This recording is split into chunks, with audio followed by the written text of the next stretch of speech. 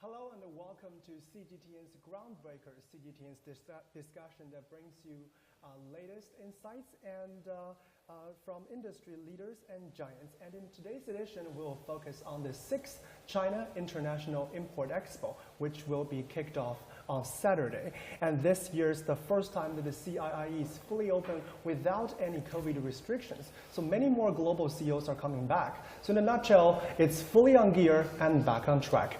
And this kind of vitality is going to pump greater confidence to the global economic recovery.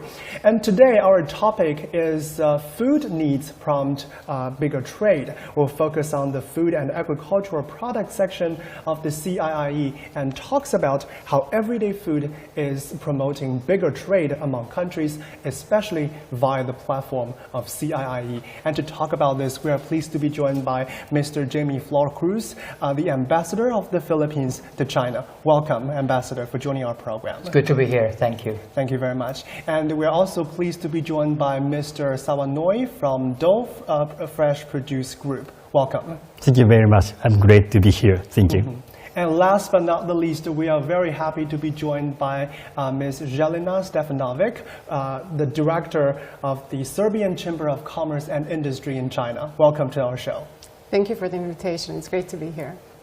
So our audience probably have already seen we have many fruits and products displayed on our table. So why don't we start with the durian in front of me?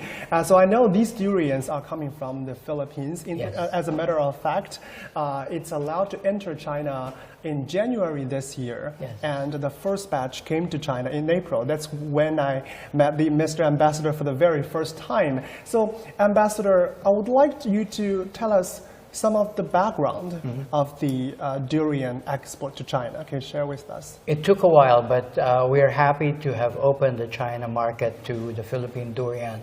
Yes, that's when we met. The first batch of durian arrived in April, first in near Beijing, and then the second in Shanghai. And it's been doing well. The Chinese consumers welcome our durian. Why? Because it's the best. It's delicious, it's creamy. Some people say it's like a gelato. It's like gelato. Sweet and creamy. But also, durian in China has entered the Chinese dining halls and living rooms, but also in the Chinese vocabulary. Philippine durian, you call it Philippine durian, is now in everybody's mouth, as delicious as the fruit itself. So far, we're doing very well. We expect to sell about $150 million worth of durian this year. We hope to sell more in the near future. And so now in the Chinese market, I think we have more choice for fresh durian, and especially with the Philippines just joined the market competition. So what's unique about Philippine durian compared with like durian from Thailand or some other southeastern countries? Well, as we can see here, it's creamy, it's delicious. When you eat it, it's an acquired taste, yes. But I think credit to the Chinese consumers. They are very curious, and they just want the best. They're willing to pay more to get the best, and we bring the premium durian here to China. In the future, we hope to sell frozen durian, which will make it, which will allow us to sell more through the whole year. And the durian, the Philippine durians are the first batch came to Shanghai, introduced by Dole. And Dole, as one of the largest fruit marketer in the world, I know you have participated at the China International Import Expo since 2018, the very first edition. And the CIIE has served as a platform we know as for exhibitors to global debut your products. So I'm wondering, for the 6th edition, what have you brought? So this time, we are bringing almost 80 variety of the fruit. So it's adding 20 variety from last year. So this is one of the example. So this our golden puyat is a good variety, as Mr. Jaime mentioned. So compared to Musanki, our durian is much better in taste-wise. Flavor-wise, mild and very good texture. I think it's a very good example of that, so we bring it this year. So we though, as you may know, have a long history in Philippines. We have a long experience in Philippine farm. That's why we just picking up the very good durian for its fit to Chinese market. That's our strength. So we just exported 3,000 metric tons of durian this year. So I'm just expecting make it double in next year. So the other one new product is, so we call it mini-on papaya. Mini-on papaya. So Do we have them now? I think it's right there. Yeah. This is papaya. So we are now working with Universal Studio using the mini-on character to make more attractive the kids. So the mini-on papaya, this is the second product that we just highlighted here for the sixth edition. And what about other products? I've seen you have brought a lot of fruits on the table. So what about other, apart from the papaya, do we have some other varieties of fruits that we are going to bring to the audience? Banana and pineapple is a conventional one. So I don't think it's new things here. Pineapple. Banana is a conventional one. But so thanks to CIIE, so for the last 6 years, so we have a lot of opportunities to finding out the supplier-wise, to develop the customer-wise. So we are increasing a variety of the fruits, a lot of from the overseas. And so on the other side, we can develop the Chinese market as well. So I'm very, very appreciate CIIE in that sense.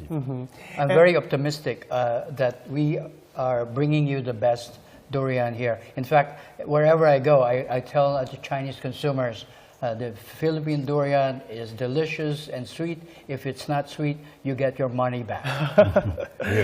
That's very important for Chinese consumers. And Serbia this year is the guest country of honor for the 6th CIIE. And I know this time you have a national pavilion. So for the 6th CIIE, what have you brought for this time? So a little bit of context, a little bit about Serbia.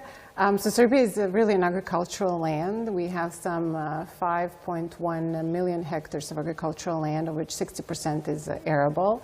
We're really blessed with the perfect climate condition to grow a variety of fruit and vegetable sorts. And we have a constant surplus in trade balance with agricultural products. For the 6th edition of CIIE, and we have been present on the previous 5 as well, we're coming strong with some 24 companies. And for today, among them, we chose those that kind of represent an authentic Serbia. So we're looking for healthy food, with a long shelf life, considering the distance to market. Food with an exemplary quality, and one that's unique because it's a highly competitive market. So I'll just go a little bit through them. So first we have a company called Fun and Fit. They belong to one of the 4 biggest agricultural conglomerates in Serbia. They export also to Australia here, to North America and Europe. They really focus on the healthy kind of food. So they have a product line of healthy cereals and healthy kind of snacks. So they really focus on the well-being of the consumers. And next we have, which I think is quite a unique offer for the market, which is jams. But these jams, compared to the ones that are present on the market, they come from the company named Budimka. They're 100% natural, so no sugar, no additives, no any other kind of additions besides being fully natural products. So I think that's quite unique, because all the other ones I think, much less to the consumer preferences and dietary kind of needs, especially in terms of sweetness. Yeah, and also I think in China now more and more people pay attention to healthy diets. Exactly. And we want food without too much sugar. I think that's very, very important. And so it's interesting very much for jams, which are usually very heavy on the sweetness. And I think in terms of dietary preferences, this might be a better fit. And also 2 flavors, which is apricot and plum jam. I don't think there's a lot of plum jams here. So also in terms of flavor, it's a bit unique. And finally, one of the protocols that we got this year was for pet food. So also wanted to introduce one of the premium pet food brands that we have, which is called Craftia. They also belong to one of the agro conglomerates in Serbia.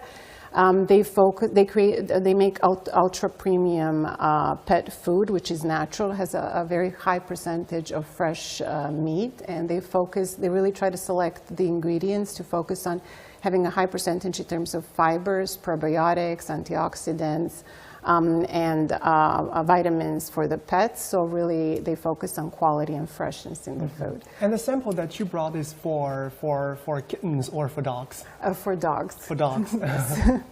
So that is something that we're showcasing this year, but yeah, they're more on the hall, in the booth in the hall too.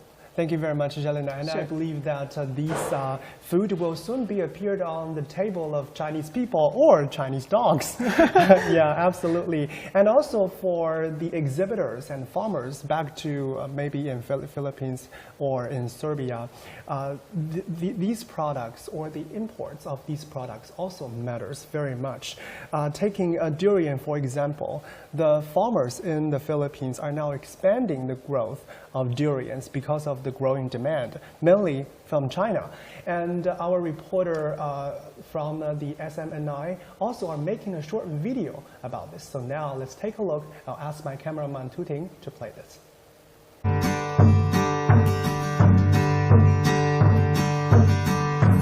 Durian is popular in the Philippines, especially in Mindanao. For those unaccustomed to it, the peculiar smell might be a surprise. But once you taste its sweet and sticky flesh, you'll surely be hooked and keep coming back for more. The global demand for durian has risen by 400%, mainly due to China. This surge in demand benefits the Philippines as millions of Chinese consumers are now craving durian.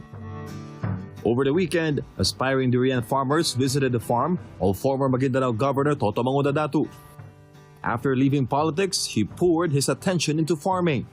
In an interview with SMNI News, Mangudadatu shared the secret to successful durian farming, especially for those with limited time. Ito lang pwede kong sabihin na magsimula ka, ang pangalan mo si Juan Tamad. If you have 5 hectares of parcel of farm, sabihin mo na lang sa 24 hours, hingin mo 1 oras, 1 puno a day. So 10 by 10 ang distansya. In 1 year time, you'll be able to plant at least 365 punos kasi 365 days tayo. Di ba? So more than 3 hectares na natamnan mo. He emphasizes that many lands in the Philippines are underutilized and suggests that when it comes to cultivating fruit trees, durian farming is the ideal choice. Another year, succeeding year, sobra-sobra matanim mo kasi 1.5 hectares na lang naiwan. Bigyan mo ulit ng 3 years to 4 years. Fully grown na yung fruit bearing na yung pananim mo, hasindero ka na, hindi ka na si Juan Tamad, si Don Juan ka na. Don Juan na. Yun lang advice ko sa mga kapatid natin, ng mga farmers. So, huwag nilang sabihin, wala silang oras. Ang hingin lang nila sa 24 oras, 1 oras lang. Ng pagtatanim. 1 puno lang. At 10 by 10, 100 puno sa 1 hektarya. Di ba? Ang bilis nila maano yun. The Philippines began exporting durian to China in August of this year. This is part of the $2 billion fruit export deal signed by the 2 countries in January. Most of the exports come from Mindanao, particularly the Davao region. The country is expected to earn around 14.3 billion pesos from the first batch of exported durian. President Bongbong Marcos previously stated that his administration would find ways to send high-quality fruit exports to various countries. The modernization of Philippine agriculture is also part of the president's commitment. As a result, a startup company in Davao City offers large drones for rent to those interested in venturing into durian farming. Their massive drones can carry up to 30 liters of fertilizers and other liquid loads. Drones contribute sa tinatawag natin na precision agriculture. When you use drones, it's like you're a gamer. The controls that you use for drones are the same controls you use for the PS5 or the Xbox. To increase profits in durian farming, one can add value to their products. But how can this be done? Itong pagdudurian, not just selling your yung fresh fruits mo, maghanap ka ng mga value adding na mas tataas yung benta mo. Di ba? Yung dried meat ng durian, pwede. Ihalo mo dun sa nibs na tsokolate. Di ba? So, tataas na yung value ng iyong produkto. Hanapan mo ng isang malaking pagkakitaan. For Government of Philippines, MJ Mondihar, SMNI News.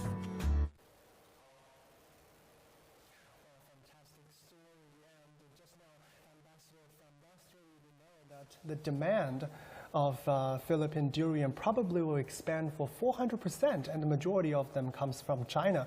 So I would like to ask you, what do you think the imports of durian from the Philippines means to all the local farmers? It means a lot to the Philippines because opening the China market for our Philippine durian is good not just for the government in terms of revenues, not just for the companies in terms of profits, but also because it trickles down to the farmers, the growers of durian, especially in Davao City, which is the home of durian in the Philippines. I just talked with a couple last night who are here in Shanghai to attend the fair, and they are among the growers of durian, and it's their family. They have about 36 hectares on which they grow durian, and they hope to double the area. They're looking for new areas on which they could grow more durian, because we know that 50 metric tons of durian into China is just a very small slice of the China market. So we are very bullish, we're optimistic, and very happy that our durian finally has arrived in China. And I quite agree with you about the growing market, because I personally felt that. I can tell you one of my observations. It's quite interesting because, you know, in summer times, you have street vendors on street selling, fruits for summer times. And for Chinese people, the most common fruit is watermelon. They have street vendors selling watermelons like all over the place. But in the past 1 to 2 years, I found something very interesting, because street vendors started to sell durian in the summertime. So that means more people are accepting it. Although it's a controversial fruit, many people are repelled by the smell. But given the huge population of China, half people like it, it's still a very huge market. It's still a huge market. So, Ambassador, I would like to ask, because it's allowed to enter China starting from January this year. So do you have a number, or do you know the volume that has been exported to China so far? So since January, when our Philippine President, Ferdinand Marcos Jr., visited China and signed the protocol for durian especially, we have been selling a lot of durian. We expect to sell about 150 million worth of durian this year, and expect to gradually increase that. We see them in the high-end supermarkets in China. You see them in the streets. And hopefully also we'll be able to sell them online. So we are very optimistic. Yeah, and also especially for China, online retailers or online platforms are very, very important if you want to, to reach out to more people. And not only to durians, the CIIE has also served as an accelerator for the imports of many other kinds of fruits. So I have some figures to share. So since 2018, the first China International Import Expo, 89 fruits have been allowed to enter China since that year. So, Mr. Sawanoi, I would like to know how many fruits have Dole introduced to China since 2018, the very first year? Yeah, actually, so as far as I see the record, so almost 100 varieties coming in China. 100, yeah, so only just like 6 years, 100. It's a very huge number, I think. So yeah, that's why I say it's an accelerator. It's really served as an accelerator for all those fruits to coming into China. So in the past years, I also know that Dole have established many distribution centers across China. So why is this? Why were you opening all the distribution centers in different places across China? Yeah, to be successful in Chinese market, I think there need two factors. So one that you mentioned, so we have to establish cold chain to sustain the quality of the fruit. The fruit is perishable, so we need very, very rapid, fast transportation system, including a truckage or storage, whatever. Yeah, so the second one is, so we have to grasp more consumer needs to develop more Chinese market. For example, this one is our new product, which we call 3D durian. 3D durian. 3D durian. So yeah. why you is can it see called 3D? inside of durian. Yeah, for the not only fresh cut pine, so we just make it in durian. So usually it's very challenging for everybody. So you cannot finding out what inside is. So until the time of you open up the durian. Yeah. It's sort of like opening a blind box. You don't know, you never know what's inside. Yeah. So now people can see the Yeah. inside. It's a kind of gamble. so it's a kind of, so we just grasp the customer's demands and needs. It's better for customers to see before buying the fruit, the inside. And so consumer very, very willing to know what kind of color inside is. So Chinese people like very bright yellow color. That's why it's very attract, I think, in the future, yeah. So to Chinese market, I believe so. And I think opening, even if you don't know what's inside, opening blind box is also fun, because I've witnessed some of my friends, they're fun not only to buy durian, but also to open durian to guess, you know, it is a faux or not. It's also the process itself is fun. I think probably that's why that many people love durian, not only for the fruit itself, but also the process of experiencing it.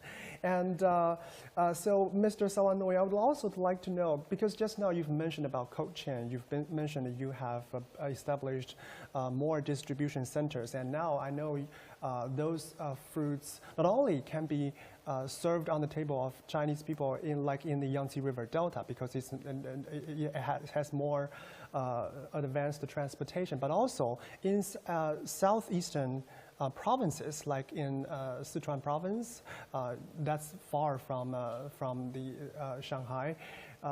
They also be able to buy those fresh fruits. So, what's the importance of doing this, of reaching to even the furthermost part of China? So far, we own, so we have 6 distribution centers in China, but we are thinking about more in the inside area. So sometimes appointing some other distributor together, or sometimes we have other transportation systems, so with refrigerator. So now we are challenging to overcome this kind of challenging to involving more distributor in the inland, not only us.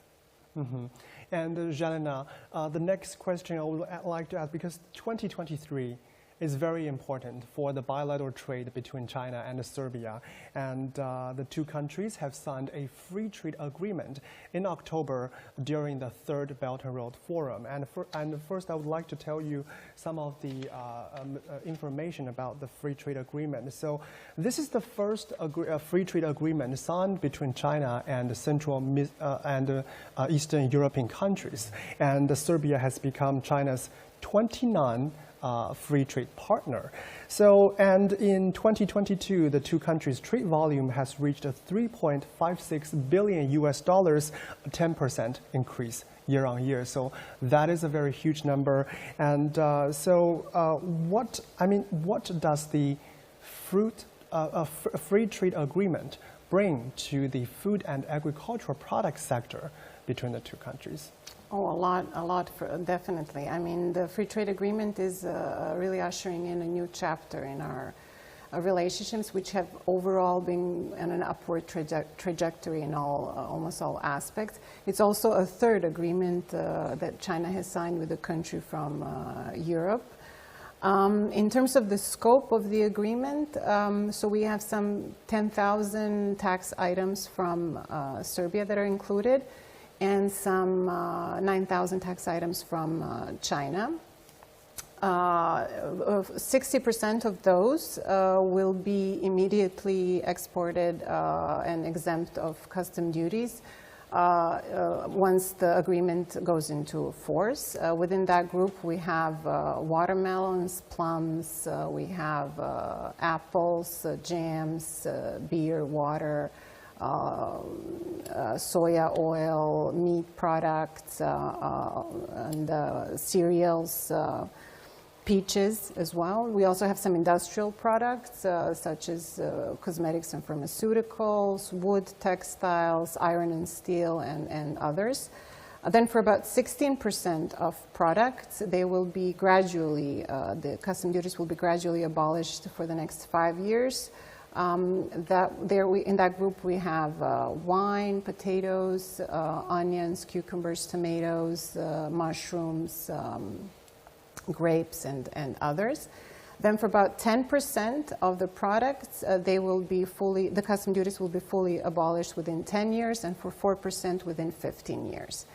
For 10%, they are exempt completely from the agreement, which means that for 90% of the tax items, there will be completely customs-free within this agreement. And that includes that covers about 95% of our bilateral trade volume. The agreement will go into force about 3 months after ratification by both sides, which is expected to be somewhere mid next year. We will also aim to sign more protocols in the near future to open up more market for fresh products. We don't have as many at the moment, but this year we already had great strides in that area. We signed for apples, for pet food, and for honey. So yeah, a lot is expected, and a lot of increase in both the trade volume and the diversity of trade structure coming out from this agreement. Mm-hmm. And also it's amazing to see that the free trade agreement is, the negotiation process between China and Serbia is actually very quick. It just lasted for 5 months. It started in April 2023, and the two sides have signed the agreement in October. So why do you think it is important, for Serbia and also to sign this agreement with China? Well, it gives us really a unique chance in terms of, as you said, we're the only country from Central and Eastern Europe, a third one from China. So for our products, it gives really a unique chance to be more competitive in this market. From the China side, I think that China is looking forward to exporting more PV products than photovoltaic, than new energy vehicles and engines. So they hope to bring these products of better quality and cheaper price to Serbian consumers. In general, Serbian companies are already here in this market. They're really looking forward to their products being here more competitive and kind of increasing, as I said, both the volume and the diversity of the trade structure. Mm-hmm. And have you been able to talk about the free trade agreement with some of the business person or the exhibitors from Serbia? So what's their response? As I mentioned, really quite excited because it really makes the products more competitive. It gives them a bit of an edge in this highly competitive market, especially for the first batch, for the 60% that fall in that category, then for the next 5 years for the others, and then 10 and so on. But overall, it's really meant to really give a strong boost to the overall trade. Absolutely. And this year's CIIE, just now, the two sides signed the free trade agreement during the Third Belt and Road Forum. And this year also marks the 10th anniversary of the BRI. And given the CIIE is held just after the Belt and Road Forum, is sort of like a continuation of that forum, because the forum and also CIIE is all aimed at opening up wider, aimed at cooperation with different countries.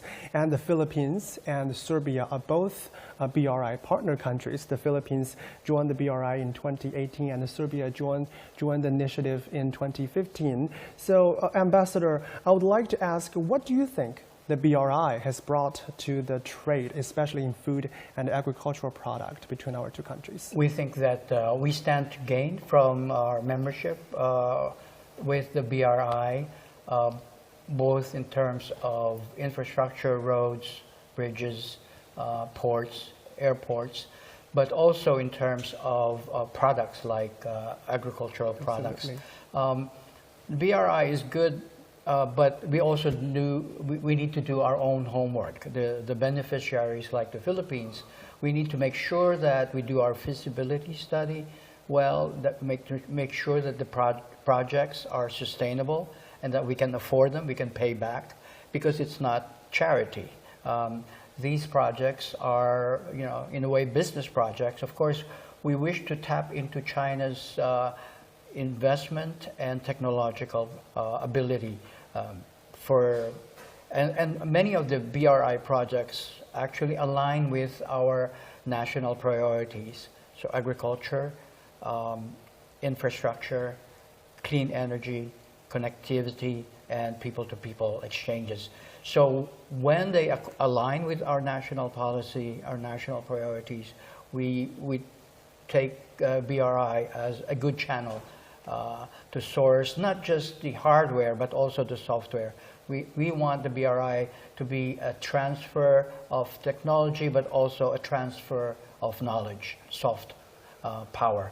Mm-hmm. And I think it's good for China as well. If we can do good BRI projects in the Philippines, then our people can appreciate the importance of good relations with China. Mm-hmm. And so if I ask you to just summarize what do you think of BRI in 1 to 2 sentences, what would that be? I think BRI is investment, good technology, but plus feasibility study. We need both sides, all sides actually, to work together to make sure that BRI projects are sustainable and viable. Mm-hmm. And Jelena, so during the third BRI forum, the Serbian president has led a delegation to participate. So I'm wondering, were you there, and what was some of your observation? Yes, I was there at the several forums and the CEO conference. It was indeed a very fruitful and productive event for us. The Chinese and Serbian officials, as you know, first and foremost, we signed the free trade agreement. Then we signed the Memorandum of Exchange and Cooperation in the field of economic development policy, in the joint promotion of investments in industrial cooperation, and a midterm action plan for joint construction of the Belt and Road Initiative projects. We also signed, in addition, 6 projects and other agreements, so really it was quite fruitful. In Serbia, in terms of BRI and all the both projects and the investments coming from China's side, Chinese companies have created some 20,000 jobs in Serbia. They have significantly improved overall transportation infrastructure and, in general, infrastructure. In addition, China is Serbia's first foreign direct investor in the last 2 years, and the second in terms of being a trade partner. And in the last 10 years, the trade between Serbia's trade to China has increased some 185 times. So quite impressive numbers. Mm-hmm. And in a nutshell, the same question, if I ask you to summarize, what has BRI brought to bilateral trade or bilateral relations, what would that be in 1 to 2 sentences? Definitely, a large portion is improvement of infrastructure, but also investment in the economy itself and in the business community and the commercial segment. Mm-hmm. And Mr. Sawanoy, I think the BRI and CIIE are both China's efforts to further opening up and promoting cooperation. And so what do you think the CIIE, the China International Import Expo, means for exhibitors, farmers, and marketers like yourself? Yeah, I think it's a very, very impressive and very, very important occasion and opportunity for the producers like us. So as I told you, so we are just shifting our strategy from product out into marketing. So it's a very good opportunity for us to know the consumers' updated demand here. Yeah, so our agriculture producer tends to do just product out, showing what we making. So we need more, so adjusting our strategy into consumer way to make more development in China, I think.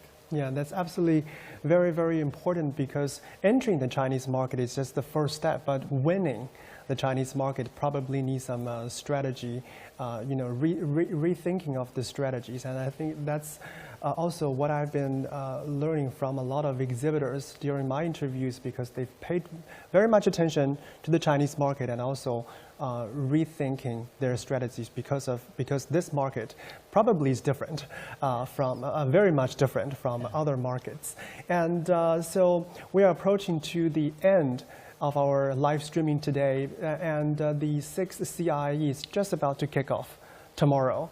So one last question I would like to raise to all of you. What is your expectation to the 6th CIIE? I will begin with Mr. Ambassador. Well, we expect to be able to reach more Chinese consumers through the CIIE, introduce our products, new and old, and to make sure, as you said, to make sure that we can sustain and stay in the market, expand in the market, but we need to make sure that we bring high quality and sustain that high quality of our products. Mm-hmm. And what would be your expectation to the 6th CIIE? Yeah, same as Mr. Jaime. So I strongly want everybody know, recognize my product and my brand too. Mm-hmm. That's it. Mm-hmm. And Ms. Jelena, what about you? What's your expectation to the 6th CIIE? Well, we hope for a great success for all of our companies, that they keep making inroads into the Chinese marketplace, and that Serbian quality products and unique products contribute to the transformation and upgrade of the consumption structure here, domestic consumption structure. Mm-hmm. And personally, I would like to, because I know each year during the CIIE, it's going to be extremely busy for all of you and also including me. So what would be some of your, major focus of the CIIE?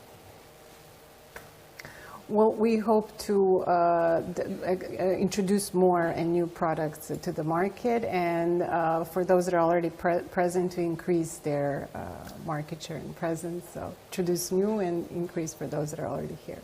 Mm-hmm. And what about you, Mr. Sawanoe? Because I know you must have, because for exhibitors, I believe you will have a lot of discussions with all kinds of like buyers, right? And yeah, so what will be your schedule like? Yeah, not only demonstrating our product, so I want to have an opportunity, talk to the guy, to the customers, to listen their demand and the requirement in the future, so to develop mutually. Mm-hmm. And Mr. Ambassador, what would be your focus? Our focus will be matchmaking. We want to match our goods, our distributors, our exhibitors with the Chinese consumers, with the Chinese market, and make sure that they align. And because I think that's the secret of success. Mm-hmm. Well, thank you very much. And with that, we are coming to the end of our live streaming today. And very nice talking to you. And we've learned a lot between, especially the food and agricultural trade between our countries. And it's very nice talking to you. And this is the end of our Ground Breakers. We will bring you more during the 6th CIIE. So stay tuned and bye-bye.